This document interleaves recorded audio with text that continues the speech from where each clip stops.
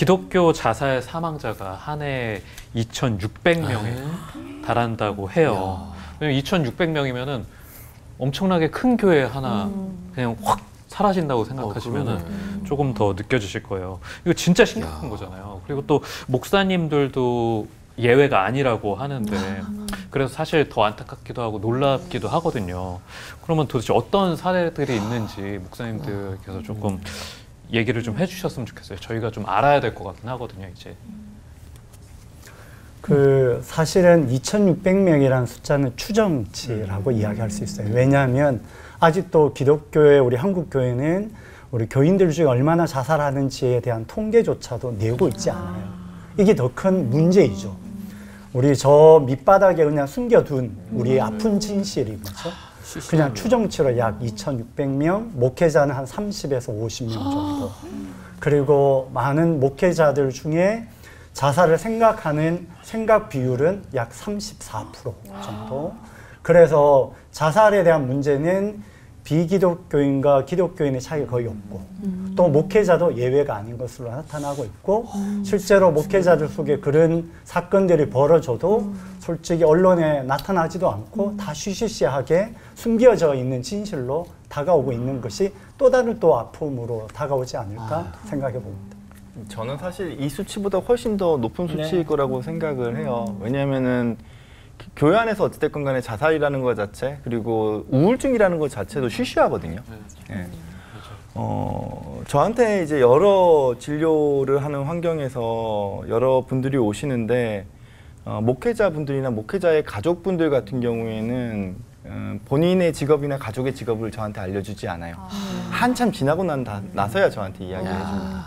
그리고 교회를 열심히 다니시는 분들 중에서는 제가 이렇게 약물 치료를 권했을 때 약물 치료를 끝까지 거부하시는 분들도 있으세요. 그러니까 지금 무슨 얘기냐면 정신질환이라는 것 자체를 병이라고 생각을 안 하시고 일종의 나약함, 예. 혹은 신앙 부족 이런 걸로 자꾸 인식을 하니까 이거를 제대로 된 치료를 받으려고 하는 그 연결고리가 너무 약해져 있는 거죠. 특히 기독교 영역 안에서. 우리나라는 전반적으로 정신질환에 대해서 되게 많은 부분이 왜곡돼 있고 특별히 교회 안에서 그렇죠. 사실은 교인들 중에 암이 걸리든지 질환을 걸리면 기도 부탁을 하는데 정신질환으로 장애를 입고 힘들어하는 분들에게 기도 부탁하는 사람 거의 없거든요. 이런 인식의 문제들도 함께 고민해 볼 주제이죠.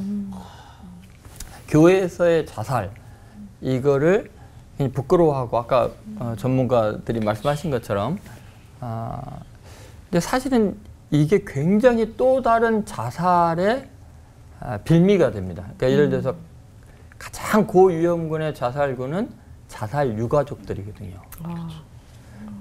그러니까 이게 가장 위험한데 그 자살에 대한 이야기를 할 수도 없고 또 이제 정죄시하고 그래서 이게 지금 그 잘못된 교리와 신학에 의해서 자살 유가족이 엄청난 피해를 받습니다. 왜냐하면 한 명이 자살하면 그에 관계된 가족과 사랑하는 사람들이 한 6명에서 8명이 되거든요.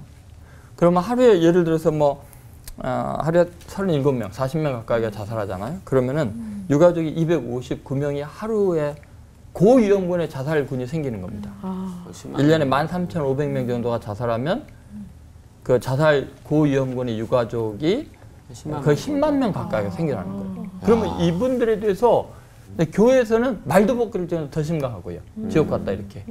그래서 이런 것들은 우리가 이제 신학적으로 자살 문제를 획일화시키지 않고 자살의 원인과 이유와 다양성에 대한 신학적인 정립이 필요하다. 그런 생각도 듭니다. 그럼에도 한국 교회가 그렇게 지금까지 해왔죠. 얘기해왔던 이유들이 전혀 없는 건 아니에요. 그러니까 자살이 사실은 지금 문제가 되지만 사회 문제가 되지만 자살이 문제가 되지 별 문제가 되지 않을 때 그때부터 교회는 있어 왔거든요.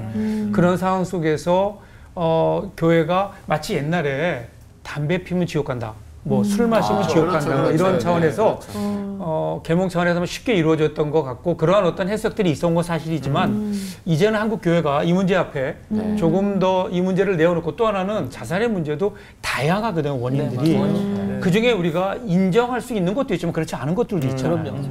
그렇기 때문에 모든 자살은 신앙과 상관이 없다 이렇게 얘기하기엔 또 너무 굉장히 꽤 컴플리케이트해요. 그래서 이런 태도들이 우리가 잘못 받아들이는 경우가 그럼 자살도 해도 되는 건가? 그런 것들도 있기 때문에 교회가 굉장히 그걸 정하는 게 참 목회적으로 현장에서 쉽지가 않아요.